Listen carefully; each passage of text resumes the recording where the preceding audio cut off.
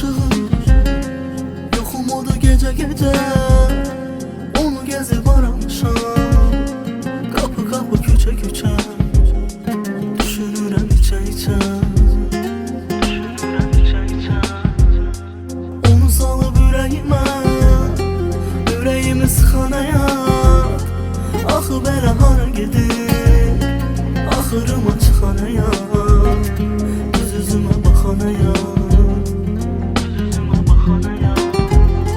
gizlincə aranı vurub bizi ayırıb. Məni bir yana çəkib atıb o birini bir tərəfə.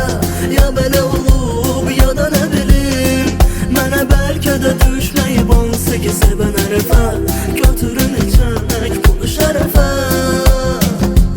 Belədir həyat, aranı vurub bizi ayırıb. Məni bir yana çəkib atıb o birini bir tərəfə. Ya belə olub ya da nə bilim, mənə bəlkə də düşməyib hansı ki sevən hərəfə.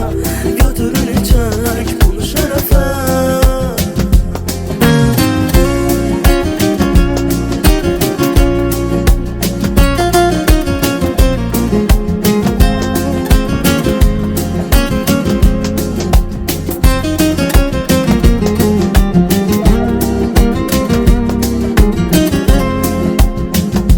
Səhər oldu gün ışığı, yoxum odu gece gece.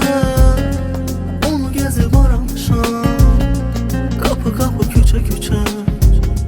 Düşünürəm içə içə, onu salıb ürəyimə, ürəyimi sıxan həyat. Axı belə hara gedir, axırıma çıxan həyat. Göz üzümə baxan həyat, gizlincə aranı vurub bizi ayırıb. Məni bir yana çəkib atıb o birini bir tərəfə. Ya belə olub ya da nə bilim, mənə bəlkə də düşməyib hansı ki sevən hərəfə. Götürün içək bunu şərəfə. Belədir həyat, aranı vurub bizi ayırıb.